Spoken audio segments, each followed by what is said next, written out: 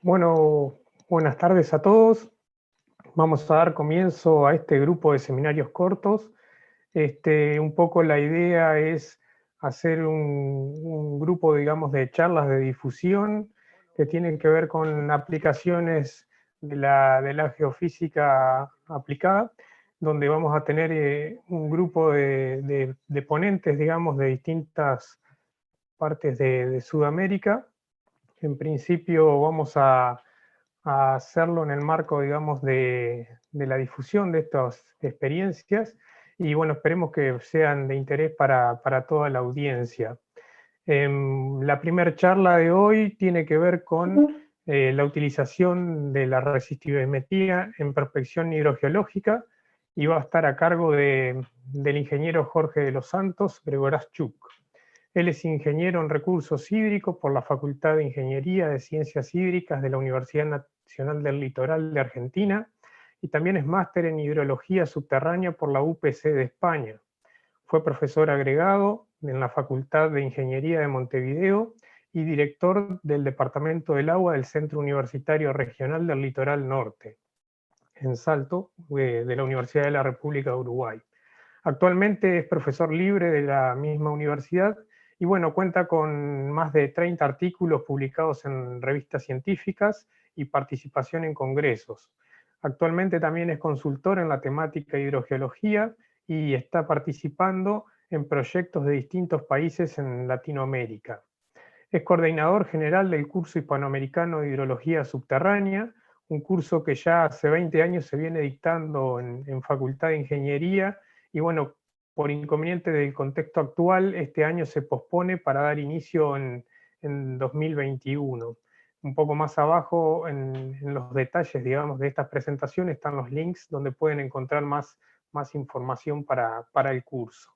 Bueno, Jorge de los Santos también está encargado de lo que es el programa de posgrado de especialización en hidrogeología subterránea en lo que es Facultad de Ingeniería en la Universidad de la República en Montevideo. Bueno, vamos a dar la bienvenida a Jorge para que bueno, comience un poco con la primera charla de este grupo de charlas titulada Utilización de la resistivimetría en prospección hidrogeológica. Un gusto saludarte, Jorge.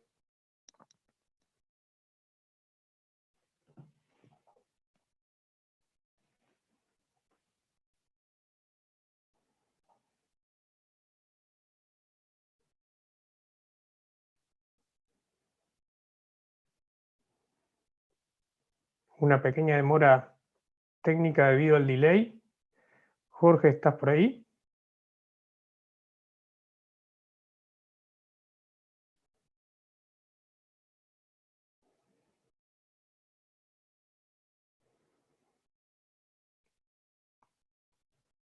Bueno, guardamos unos instantes que se mejore la comunicación.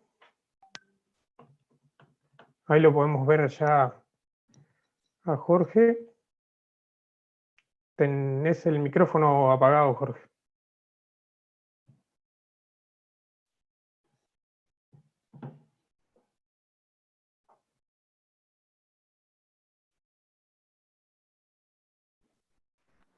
Hola, buenos días. Buenos días, ahora sí. Quedamos atentos a tu conferencia. Muy bien. Buenos días a todos. Disculpen este pequeño inconveniente. Decía que vamos a iniciar esta serie de seminarios breves que va a durar una semana con temas que son básicamente profesionales. El uso de la resistivimetría como primera herramienta, como herramienta elemental para la prospección geohidrológica. Por lo tanto, muy rápidamente presentaremos el método. 2 electrodos de corriente hincados en tierra, 2 electrodos de potencial que toman la diferencia de potencial que se genera en el campo eléctrico que estos electrodos de corriente transmiten al suelo a través de una batería de 12 volts que amplifica hasta 400 volts aproximadamente en corriente continua, en corriente alterna, perdón, y luego se va realizando la curva de resistivimetría o de resistividad aparente relacionada a las aperturas o a las semiaperturas de electrodos que se van extendiendo en el terreno. Por lo tanto, el arreglo que tenemos a la derecha nos permite ver cuál es la sistemática de trabajo. Todos los casos que vamos a presentar son hechos con el arreglo Schlumberger, que es muy apto para la utilización en prospección geohidrológica. Los dos electrodos de corriente se van abriendo mientras se dejan fijos los electrodos de medición de diferencia de potencial. ¿Cuáles son las profundidades investigadas en estos casos? Bien, de acuerdo a la semiapertura de electrodos, o a la apertura total, mejor dicho, a AB sobre 4 aproximadamente es la profundidad de penetración. Es decir, si abro 300 metros, que es lo común acá en Uruguay, en los trabajos que realizamos, podemos explorar 75 metros de profundidad. Esa relación AB sobre 4 puede verse amplificada en profundidad cuando hay arcillas superficiales. En esos casos, aquí una B sobre 5 es la profundidad de penetración en forma normal.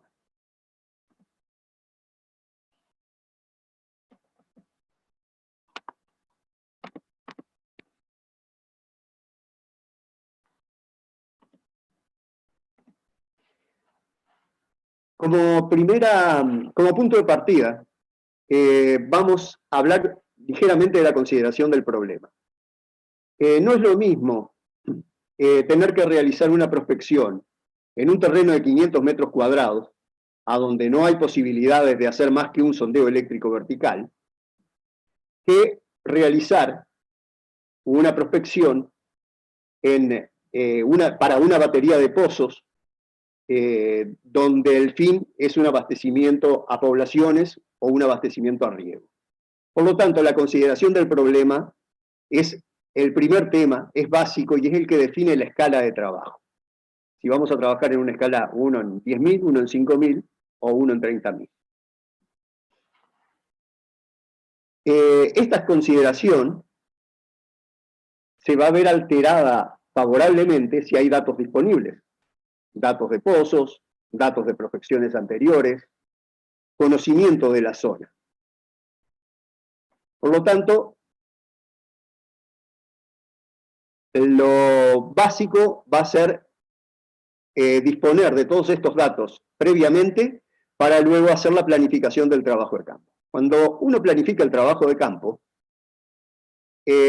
básicamente lo que realiza es la selección de los sitios a explorar de acuerdo a los datos previos que se tengan, por ejemplo, la carta geológica, carta hidrogeológica, fotografías aéreas,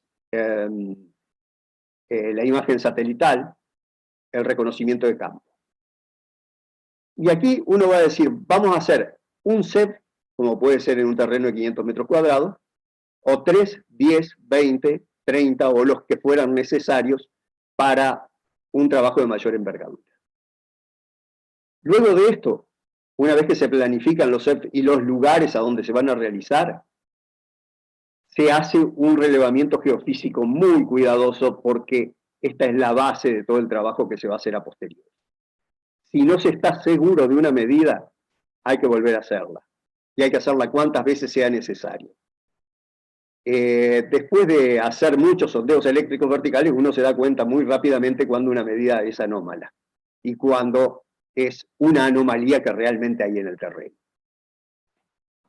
Una vez que se tiene todo el relevamiento hecho, se pasa a la evaluación visual de las curvas de campo, y esto es básico para el geofísico de campo. Con una relación rápida de la curva de resistividad aparente, se puede definir cuál es el mejor sitio a perforar, cuál es la profundidad a perforar, y cuáles son las posibilidades de no encontrar agua que se tenga. Ya si uno conoce mucho la zona, puede servir un análisis mediante software a donde se pueda hacer el proceso inverso y decir, a tal resistividad corresponde tal profundidad, y hacer una especie de pozo eléctrico previamente a la perforación mecánica. Luego está la toma de decisión, a dónde vamos a perforar, cómo vamos a perforar, con qué metodologías, y luego vamos a levantar todos los datos de perforación, de muestreo, el diseño físico del pozo y los ensayos hidráulicos para hacer la ficha final de trabajo. Los casos que voy a presentar son del departamento de San José, en principio, un trabajo realizado en el año 2001, con todas las posibilidades, y era de investigación y producción a la vez. Por lo tanto, lo que estoy mostrando a la derecha es el mapa geológico escala 1 en 100.000, hecho por la Facultad de Ciencias y la Dinamige, del departamento de San José. Como ven, el departamento de San José tiene una zona norte que es muy rocosa y una zona sur que es sedimentaria. En la zona sur sedimentaria se da el acuífero Raigón, que lo tenemos muy estudiado y es el acuífero más utilizado del Uruguay, del cual voy a presentar un caso.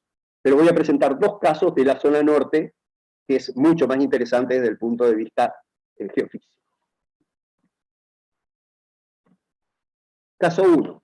El sitio de estudio lo ven en el mapa de la derecha, y el detalle del mapa geológico lo ven a la izquierda, a donde estamos en una zona absolutamente rocosa, pero muy metamorfizada en general, a donde podemos distinguir el gabro de Mahoma, verde, el granito de Mahoma, rosado oscuro, y la formación Paso Severino en gris.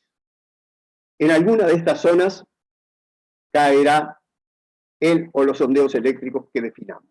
Debajo está el mapa de Uruguay con la ubicación relativa al departamento de San José.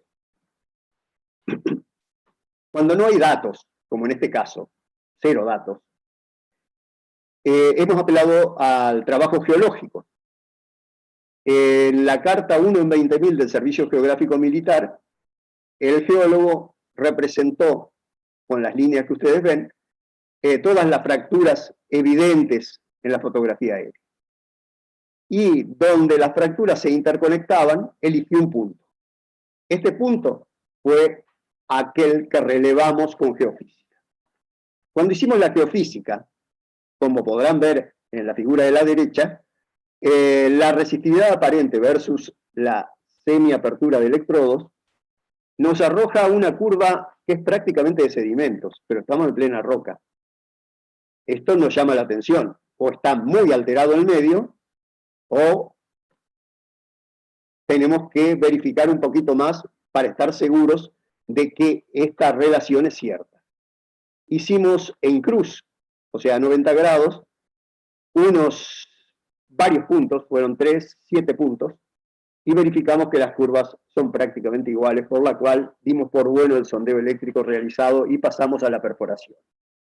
En la perforación obtuvimos lo que ven en la gráfica.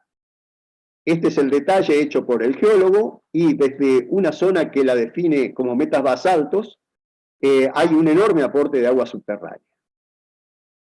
Ese aporte se da de 16 a 20 y de 26 a 28 metros. Luego realizamos un aforo, no podemos llamarle ensayo de bombeo, ya que es un aforo breve, con bomba, a un caudal de 3.100 litros por hora durante 70 minutos, con un nivel estático de 1,23 y esta perforación de 30 metros, llegamos a un nivel dinámico de 3,77. Luego dejamos recuperar 20 minutos y llegamos a un nivel de 1,76, o sea que faltaban 50 centímetros para volver al nivel inicial en solo 20 minutos de recuperación. Por lo tanto, este pozo puede dar muchísimo más de lo que bombeamos. A través del cálculo del caudal específico y de los descensos que producirían utilizando este caudal específico, vemos que 15.000 litros por hora es un caudal sustentable. Luego de esto, realizamos el análisis químico y nos da un agua bicarbonatada cálcica. Caso 2. Raigón. Vamos a la parte sur del departamento de San José. En los mapas pueden ver todo el detalle, no lo voy a explicar. sí voy a explicar los sondeos realizados. Esta zona, cerca del río San José, está en uno de los límites regionales del acuífero, a donde el piso, que es Fray Bentos, una formación arcillosa, se encuentra muy superficialmente. Por lo tanto, podemos encontrar la formación Libertad muy erosionada y seguramente la formación Raigón desde la superficie, con profundidades que tenemos que determinar en cada caso y en cada lugar, porque son muy variables. Los sondeos realizados fueron 5, 3 en una zona, 2 en otra, y los sitios de trabajo están mostrados en la figura de la izquierda. Y en la de la derecha el detalle de los 5 sondeos. 1, 2 y 3 en una zona, 4 y 5 en la otra. A la izquierda ven el sondeo 1, a donde muestro 2 imágenes que son prácticamente iguales, pero exhibiendo lo que puede generar el basarse en el programa únicamente para las determinaciones. Ahí se pusieron en la primera figura las curvas, los puntos relevantes de las curvas manualmente, y por lo tanto se determinaron 5 capas, con un error del 2%, que no dice mucho, pero dice que sí que se acerca a la curva teórica. Obtuvimos que para la resistividad interesante, que es la de 23 metros, habría unos 9 metros de profundidad. Cuando hacemos el mejoramiento automático, esto se va a 21 metros de profundidad, y el error es relativo. ¿Qué interesa acá? Si uno mira la figura y utiliza esa relación de AB sobre 4, se ve claramente que en 40 metros deja de tener interés el medio geológico que podríamos asignarlo a Raigón, o que podríamos asignarlo a arenas productivas, o a gravas productivas. Por lo tanto, con un pozo de 40 metros sería harto suficiente para obtener un buen caudal. Las curvas 2 y 3 son muy similares, las podrán ver. Y en el sitio de 4 y 5 también son muy similares las curvas, pero son mucho mejores.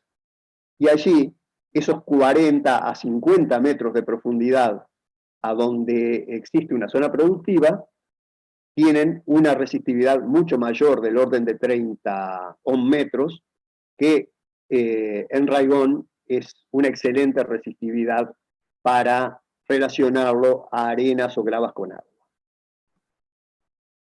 Se hicieron las perforaciones, 3 perforaciones, en lo que correspondería al CEP 4 y al CEP 5, y una en la que correspondería al CEP 1, 2 y 3, aproximadamente donde estaba el CEP 1. Se ven a la izquierda y en la parte superior los datos de profundidad de perforaciones, de formaciones encontradas, de nivel estático y de filtros. Debajo se ven los sondeos cercanos. El pozo 1 muestra estas características, no me voy a detener en esto, las podrán ver luego con detenimiento. Las zonas son muy productivas, son muy semejantes, Raigón es bastante regular en cuanto a sus características. Este es todo el detalle. Se pone el pozo 1 y se pone el pozo 3, que son los dos más distintos. En el pozo 3 se pueden ver a la par una de otra la muestra original y la muestra lavada, y se puede apreciar el tamaño del material. Los diagramas de Steve del pozo 1 y del pozo 3 me muestran para el 1 un agua bicarbonatada sódica cálcica, y para el 2 una bicarbonatada cálcica, lo que es bastante normal, ya que el pozo 3, ya que en el pozo 3 está muy cerca del río San José, en una zona de descarga. El diagrama de Wilcox nos dice que el agua puede ser utilizada para riego porque tiene una baja posibilidad de solidificación de suelo y una mediana posibilidad de salinización. Los aforos hechos de 6.750 litros por hora para los 2 primeros pozos y de 3.600 para el último, nos arrojan que con un nivel estático de 17,65 y en 32 minutos, se llega a 22 metros de profundidad en el nivel dinámico. En la recuperación, prácticamente se llega a los niveles iniciales en 8 minutos. Esto es muy típico de Raigón. Para el pozo 2, 27 metros, nivel estático 18,58, se da prácticamente lo mismo. Una muy rápida recuperación. Y para el pozo 3 de 17 metros, también una rápida recuperación y un nivel estático de 8,80 con un nivel dinámico de 9,74 y recuperación a 9,37 a los 5 minutos. Los caudales que se fijaron, en el primer caso tenemos un cierto rango de posibilidades de aumentar el caudal. El caudal específico anda en los 1.600 litros por hora por metro de descenso. Por lo tanto, le dimos 1.250 litros más y lo fijamos en 8.000 litros por hora. No pudimos hacer lo mismo en el 2, que tiene características similares, porque la profundidad es 27 metros y el filtro va de 21 a 27. Por lo tanto, con el bombeo de 6.750 litros por hora, nos fuimos por debajo de la parte superior del filtro. Por lo tanto, tenemos que achicar el caudal. Lo achicamos a 4.000 litros y, como comentario, podríamos decir que con 3 metros más no hubiéramos tenido este problema. Hubiéramos podido sacar 8.000, y si hubiéramos hecho 40 metros, probablemente hubiéramos podido sacar 20 o 30.000 litros, que es más normal en Raigón. Sin embargo, en el pozo 3, que es de 17 metros, obtenemos las mismas características. Y eso que el filtro comienza en el nivel 11, pero hemos llegado a 9,74 con 3.600 litros y le podemos dar 400 litros más de revancha. Caso 3. ¿Cómo vamos de hora? Bien. El caso 3, también en el departamento de San José, y con un detalle del mapa geológico a la izquierda, me muestra que está dentro del complejo granítico de San Gregorio. El sitio de estudio está en el noreste del departamento. Nuevamente, sin datos, el geólogo situó un punto de interés, fuimos y realizamos allí el estudio geoeléctrico, y la dirección noreste-suroeste en amarillo fue la primera que realizamos. Vimos que estaba bastante quebrada la zona, por lo tanto había posibilidades de fracturamiento, y decidimos hacer una especie de rosa de los vientos para ver qué otras posibilidades teníamos en los otros sentidos, si es que la misma fracturación continuaba o si se perdía, para ver las posibilidades que teníamos y teníamos que cambiar de sitio. Hicimos la dirección norte-sur y nos dio un medio sumamente fracturado, luego la dirección noroeste-sureste y nos dio un medio poco fracturado. Pero realmente el resultado fue excelente, se perforó. Como ven, las cualidades de esta roca son muy distintas a las que habíamos visto en el primer caso. En el centro está la muestra más productiva. Los pozos son todos de 30 metros.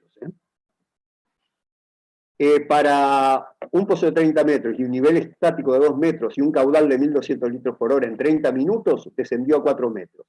Recuperó a 3 metros en 10 minutos. Para 2.400 litros por hora, en 30 minutos, descendió hasta 6 metros. Por lo tanto, tenemos mucha revancha como para poder fijarlo, y a través del cálculo del caudal específico podemos definir que este pozo con seguridad puede dar 8.000 litros por hora. Nos vamos un poquito más arriba en el mapa uruguayo, y el caso 4 lo vamos a ver en el departamento de Flores. Acá contábamos con datos, por lo tanto el problema es distinto. Y además contábamos también con un pedido, que era por lo menos realizar una perforación de 3 metros cúbicos por hora. Es poco caudal, pero en un medio de este tipo, cualquier caudal es problemático. Uno no puede definir el caudal a priori, por lo tanto tendrá que buscar el sitio en el cual perforar que nos permita abastecer este caudal. Había 3 perforaciones existentes, 2 de 3 metros cúbicos por hora y una tenía datos, la otra de 9 metros cúbicos por hora sin datos. El dato era que un pozo de 52 metros tenía aporte a los 28 metros de profundidad y a los 48 ya había encontrado la roca de formación sin alteraciones. Abajo se ve que tenemos formación Ascencio, que es del Cretácico, es un sedimento consolidado, y abajo inmediatamente el complejo basal del cratón del Río de la Plata.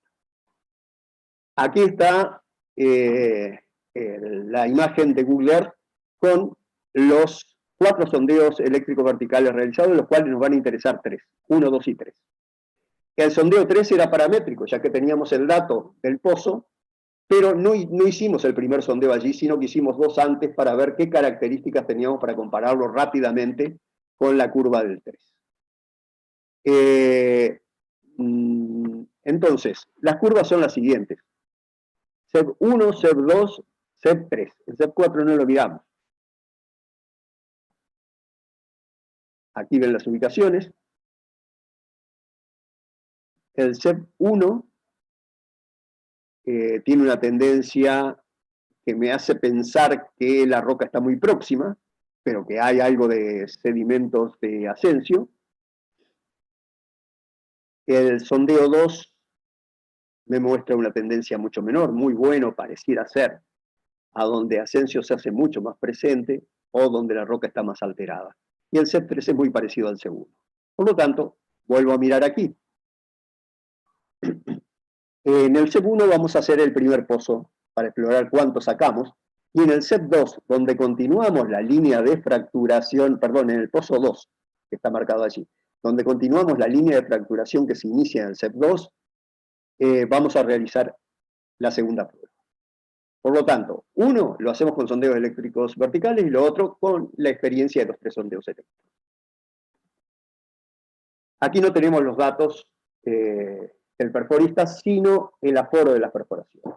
La 1 se hizo con 4.000 litros por hora y como el descenso se iba pronunciando, llegaba a 27 metros de profundidad, una perforación de 50 metros, y con 2,98, 3 metros de nivel estático, se decidió bajar un poquito el caudal y por lo tanto se lo dejó al pozo en 3.500 litros por hora.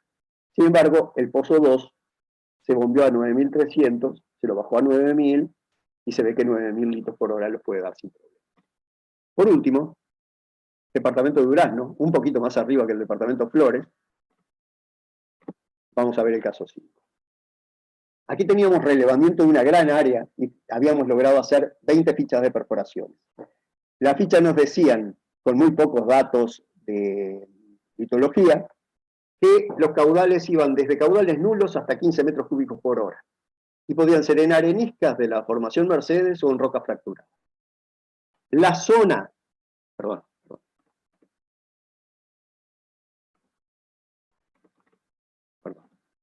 La zona está muy cerca de la ciudad capital de Durazno y está prácticamente cerca del límite con el departamento de Florida. Está marcada con un triángulo. Hicimos 3 sondeos eléctricos verticales. 2 sobre una fractura muy marcada y 1 en la zona donde el propietario quería hacer la perforación. El SEB 1 y el SEB 2 no son puntos de interés porque se trata de rocas sin fisuras. Se insinúa sobre el final del SEB 2 un descenso de las resistividades aparentes, como puede observar. El SEB 3 presenta mucha evidencia de fracturación. Fíjense que andamos en 100 metros, una cosa que en roca no se evidencia probablemente fracturas con agua. En el SEB 2 hay una evidente tendencia a la disminución de fracturación, como se puede ver en la figura de la derecha, en la parte inferior. Por lo tanto, entre el SEB 2 y el SEB 3, perdón, entre el SEB 2 y el SEB 3 correctamente, es donde estarían los puntos a definir. Mucho más cerca del SEB 3 que del SEB 2. Se definieron esos 4 puntos. El SEB 3 es el punto 1 ahora. Y este es el único que tenía geofísica. El SEB 2 es el punto 5, pero no lo recomendamos. Se empezó con el SEB 3. Perdón, con el SEB 3, no, con el pozo 3, donde no teníamos sondeo eléctrico vertical. Luego seguimos con el 4 y finalmente el propietario quiso hacerlo en el 5 por comodidad, pero allí se sacaron solo 500 litros por hora y lo descartamos, volviendo al SEB 2, donde sacamos caudales buenos. Esta es la composición litológica. es muy cuarzoso el material, ya vamos a mostrar la fotografía, y hay zonas a donde hay carbonatos también, como se puede observar. Ahí está toda las muestras litológicas de acuerdo a las profundidades. 55 metros el pozo. Estas son las zonas de aporte, una prácticamente cuarzos muy alterados, una fractura muy desarrollada, y en la otra, fracturas menores o diaclasas que son muy productivas. En la perforación 1, CEP3, 3.500 litros por hora. En el punto 3, 4.000 litros por hora. Y en el punto 4, 3.500 litros por hora. Necesitábamos 10.000, tenemos 11.000. Se recomienda en el punto 2 realizar la perforación para tenerla como respaldo. Muchas gracias. Eso es todo.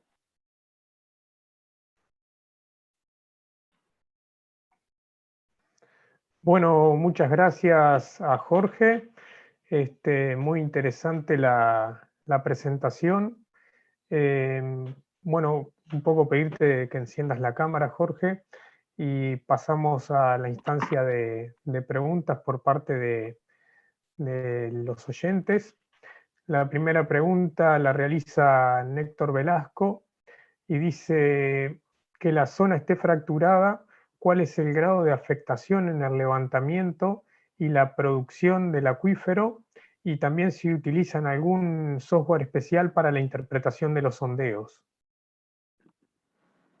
En la zona fracturada, o sea, en la zona rocosa, a donde hay un alto desarrollo de fracturación o de diaclasas, lo que hacemos realmente es siempre un relevamiento exhaustivo en los puntos que nos parecen con mayores probabilidades.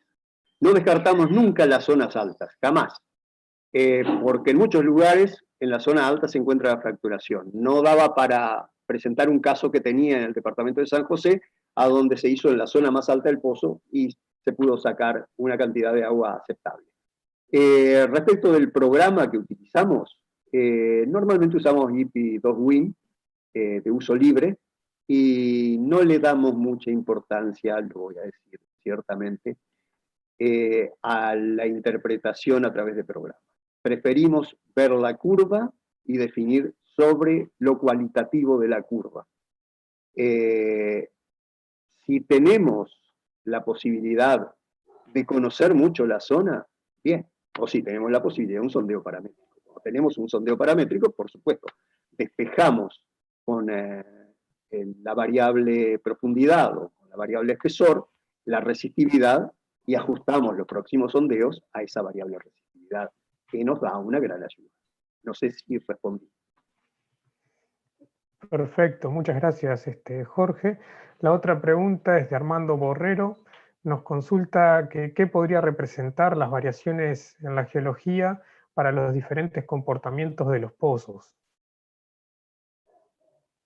Bien, eso depende de cada lugar, cada zona y del grado de metamorfismo, en este caso, que se haya dado en cada punto.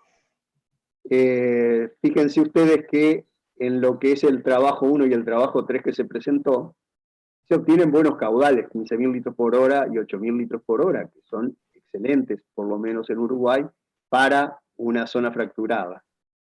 Pero como dije anteriormente, esto se obtiene haciendo un minucioso trabajo de, primero de observación, de un buen trabajo geológico y luego la prospección geofísica.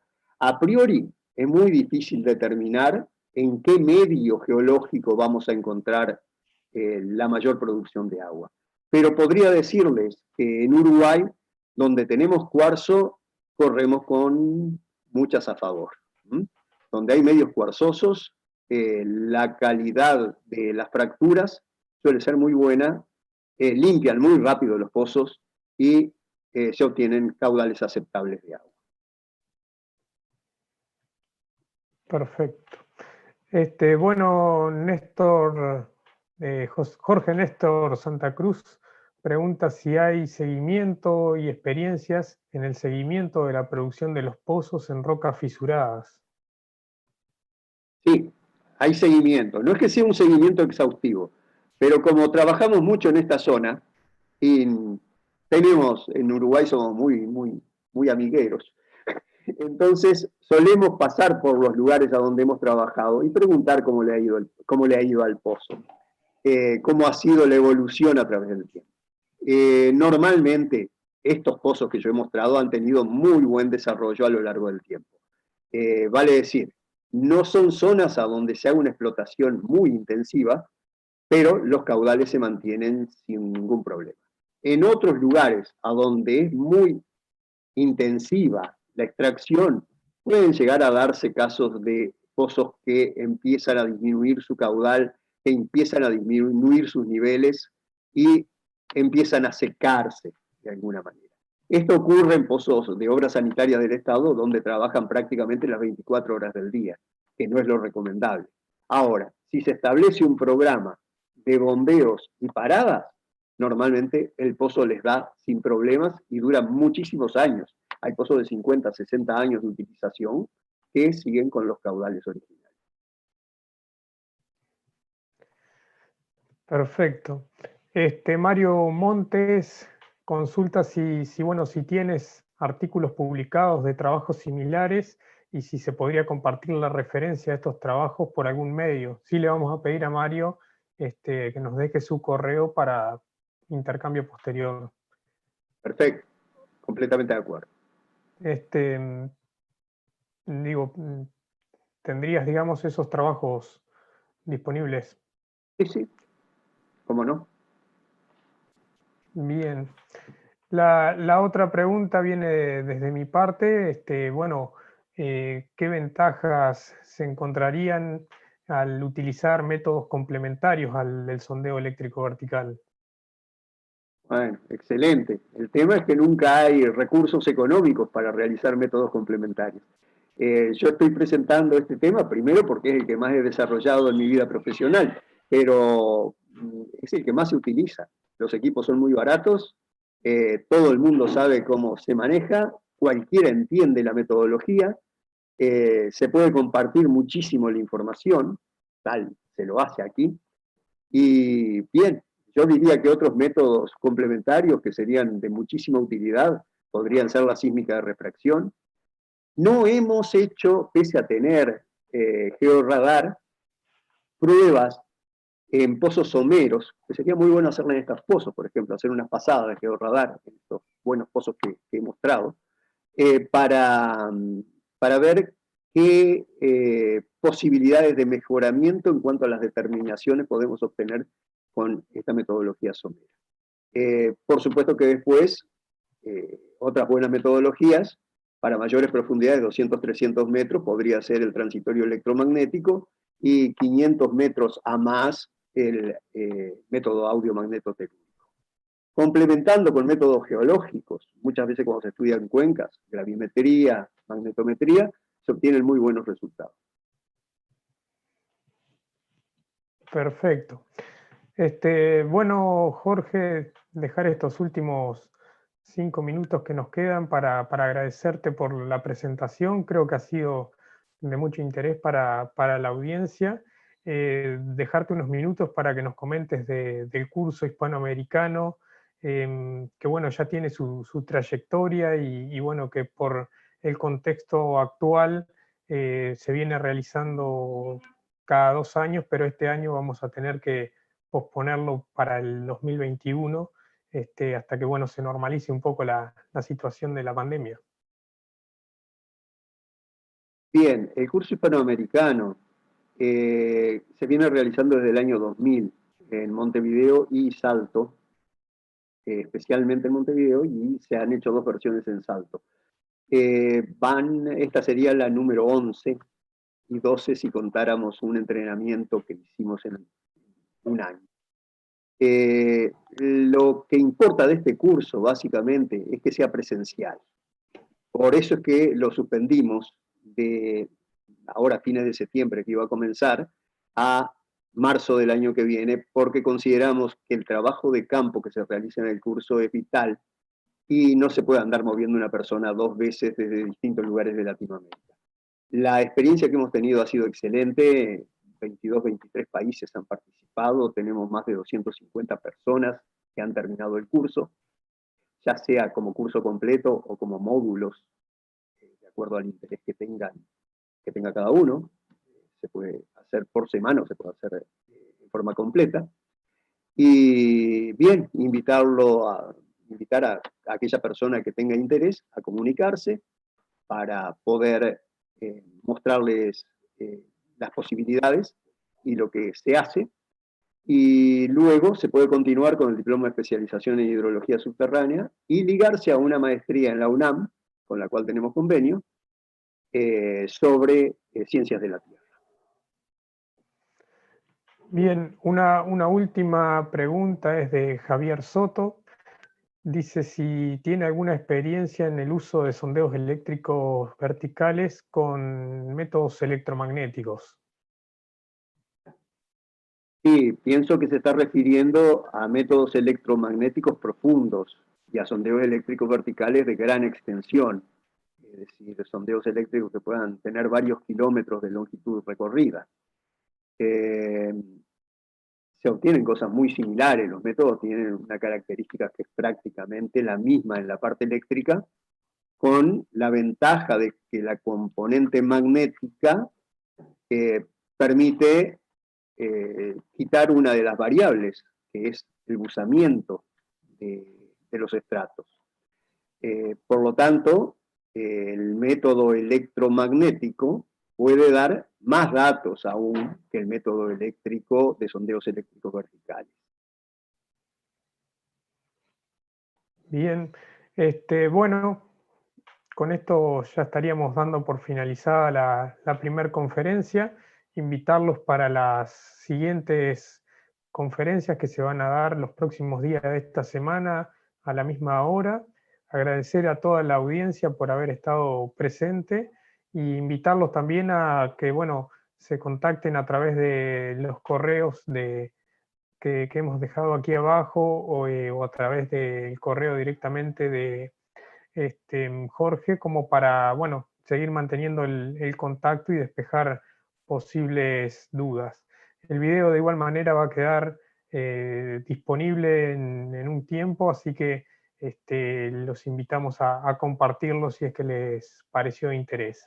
Agradecerles nuevamente a Jorge especialmente por haber dado la charla y bueno, al resto de la gente que bueno que estuvo participando de esta primer ponencia.